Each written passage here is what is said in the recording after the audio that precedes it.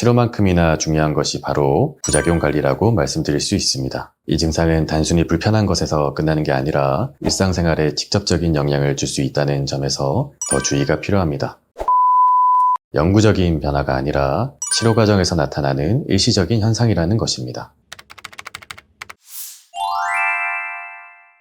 안녕하세요. 오클라 한방병원 병원장 여태경입니다.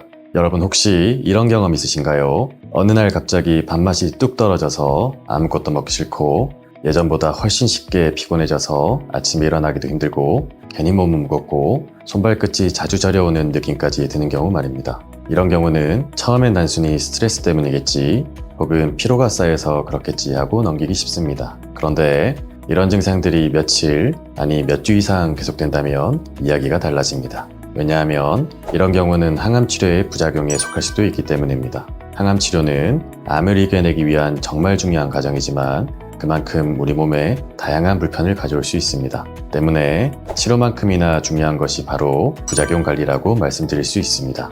오늘 오클리TV에서는 많은 환자분들이 공통적으로 겪는 대표적인 항암 부작용인 구내염과 손발저림 그리고 탈모에 대해 자세히 이야기 나누려고 합니다. 그리고 이 세 가지 증상을 생활 속에서 어떻게 관리하면 좋은지 한방에서는 어떤 도움을 드릴 수 있는지 구체적으로 알려드리겠습니다. 작은 생활 습관의 차이가 환자분들의 삶의 질을 얼마나 달라지게 하는지 지금부터 함께 알아보시죠.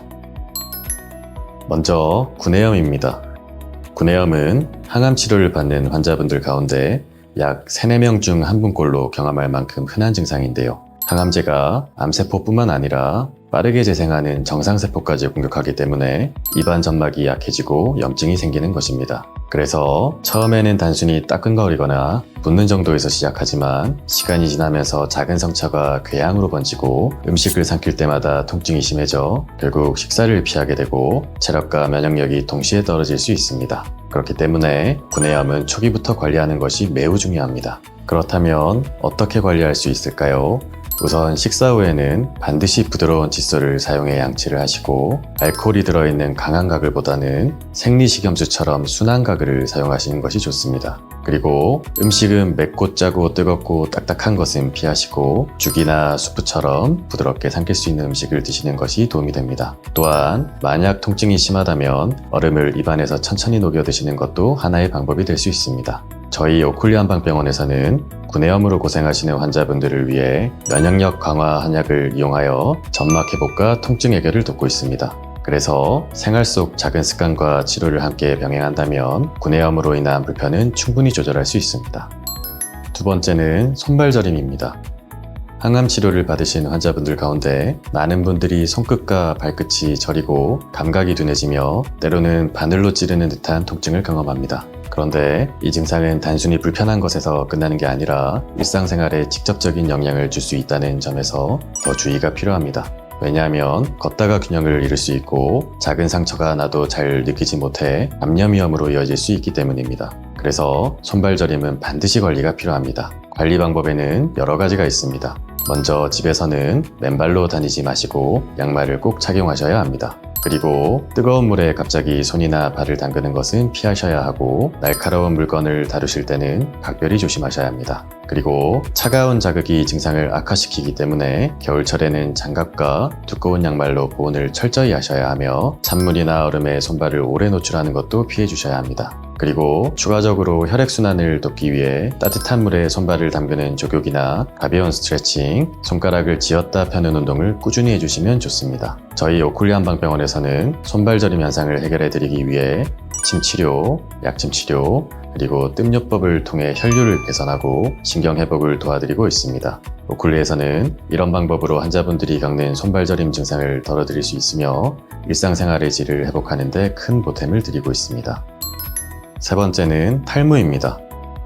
탈모는 많은 환자분들이 심리적으로 가장 힘들어하시는 부작용 중 하나입니다. 항암제가 모발의 뿌리세포에도 영향을 주면서 머리카락이 빠질 수 있는데 환자분들은 거울을 보며 가장 큰 충격을 받는 부분이 바로 이 탈모라고 말씀하시곤 합니다. 왜냐하면 단순한 외모 변화 이상의 의미를 가지기 때문입니다. 하지만 꼭 기억하셔야 할 사실이 있습니다. 대부분의 경우 항암 치료가 끝나고 나면 머리카락은 다시 자라기 시작한다는 점입니다. 즉, 탈모는 영구적인 변화가 아니라 치료 과정에서 나타나는 일시적인 현상이라는 것입니다. 탈모에 대한 관리 방법은 비교적 간단합니다. 외출 시에는 모자나 스카프를 착용해 두피를 보호하고, 샴푸는 자극이 적은 순한 제품을 사용하며 두피가 건조하지 않도록 보습제를 발라주시는 것이 좋습니다. 그리고 머리카락이 빠지는 시기에는 염색이나 파마를 피하시고 가발이나 모자를 미리 준비해 두시면 심리적인 부담을 줄일 수 있습니다. 저희 오쿨리 한방병원에서는 탈모를 직접적으로 치료하지는 않습니다. 다만 항암 치료로 인해 약해진 몸의 기운을 회복할 수 있도록 돕는 한방 치료를 하고 있습니다. 오쿨리에서 한방 치료를 하는 이유는 몸이 점차 회복하게 되면 모발 역시 자연스럽게 자랄 수 있는 힘을 얻기 때문입니다. 오늘은 항암 치료 중 대표적으로 나타나는 3가지 부작용, 구내염과 손발 저림, 그리고 탈모에 대해 말씀드렸습니다. 이 3가지는 많은 환자분들이 실제로 경험하면서 힘들어하시는 부분이지만 그렇다고 해서 극복할 수 없는 것은 아닙니다. 왜냐하면 생활 속에서 작은 습관만 잘 지켜도 불편을 크게 줄일 수 있고, 또한 의료진과 상의하면서 적절히 관리하면 치료 과정이 훨씬 수월해질 수 있기 때문입니다. 항암 치료는 누구에게나 쉽지 않은 과정입니다. 그런데 그 어려움을 어떻게 받아들이고 준비하느냐에 따라 환자분들의 일상과 마음가짐이 크게 달라질 수 있습니다. 그래서 저는 늘 환자분들께 치료의 과정에서 부작용은 피할 수 없는 손님처럼 찾아오지만 관리하기에 따라 그 손님을 잠시 머물다 가는 존재로 만들 수 있다라고 말씀드립니다. 그리고 무엇보다 중요한 건 환자분들이 혼자가 아니라는 사실입니다. 옆에는 가족분들이 계시고, 또한 저희 같은 의료진이 늘 함께하고 있습니다. 그러니 혼자 감당하기 어려울 때는 언제든 의료진에게 도움을 요청하시고, 같은 치료 과정을 겪고 계신 분들과 경험을 나누면서 마음의 힘을 얻으시길 바랍니다. 저희 오쿨리 한방병원 역시 환자 한 분 한 분의 치료 여정을 존중하고 그 길을 조금이라도 덜 힘들게 걸어가실 수 있도록 곁에서 함께하고 있습니다. 그리고 환자분들의 용기와 노력과 가족들의 따뜻한 마음이 더해진다면 분명히 이 과정은 한 걸음 한 걸음 앞으로 나아갈 수 있을 것이라고 믿고 있습니다. 오늘 오쿨리 한방병원이 준비한 영상이 조금이나마 도움이 되셨길 바라며, 혹시 더 궁금한 점이나 나누고 싶은 이야기가 있으시다면 댓글에 남겨주시길 바랍니다. 그리고 오늘의 영상이 유익하셨다면 구독과 좋아요도 부탁드립니다. 여러분의 응원이 또 다른 환자분들께 힘이 될 수 있습니다. 감사합니다.